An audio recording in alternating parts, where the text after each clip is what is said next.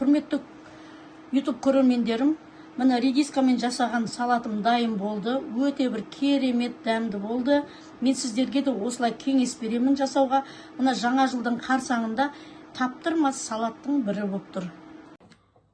Құрметті YouTube көрермендер, бүгін міне сіздермен бірге осы редиска салатын қалай жасауын сіздердің көздеріңізше жасап көрсетіп жатырмын. Мінекей өте керемет салат, және де әрі десе тиімді салат бұл. Я, міне қалай, мынау нені редисканы соломка қылып турайсыздар. Мен сіздерге салатты турап көрсетіп жатырмын.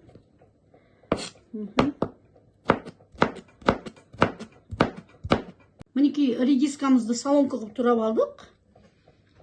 Болды, енді келесін. Турайтынымыз мына 2 жұмыртқа. Осы салатқа 2 жұмыртқа қажет бізге.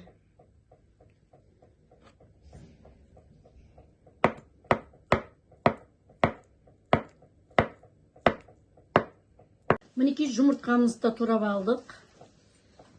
Мінекей азырақ ас көбімізді тураймыз.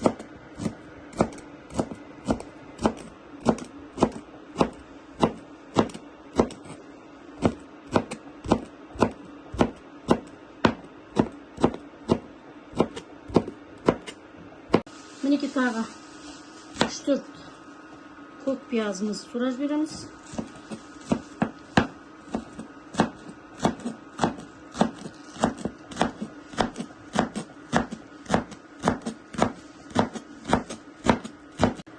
Мінекей тағы да азырақ ақ желкенімізді тура жібереміз. Кішкене бұның да дәмі шықсын деп. Ақ желкен деген ол петрушкамыз.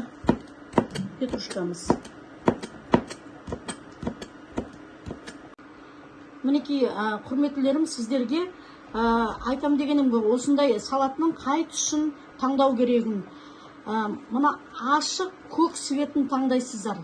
Бұл ашық көк светі біріншіден ұзаққа шыдайды, екіншіден өте дәмді.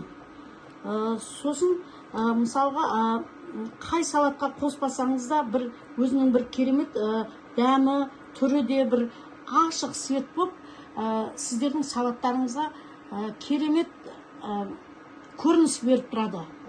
Білесіздер ма? Сол менің айтарым. Ашық түсті салатты таңдау керек. Соны біліп алыңыздар. Салатты да қазір былай кесіп.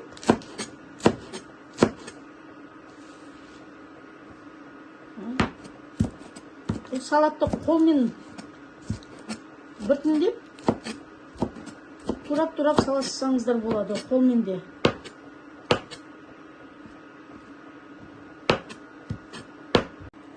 Мінекей салатымыз да дайын болды. Осыған азырақ тұзымызды қосып жіберейік. Міне барлық тұзды да барлығын андай өздеріңіздің таңдауларыңыз бойынша. Сосын азырақ қара бұрышымызды қосамыз. Сосын бір 2 қасық сұйық майымызды қосып жібереміз. Оливковый сұйық май қойсаңыздар да болады. Кәдімгі мына сұйық май қойсаңыздар болады.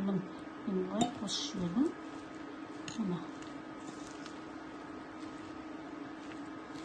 Өте бір керемет, енді бір тамаша болды. Мінекей өздеріңіз көріп тұрсыздар.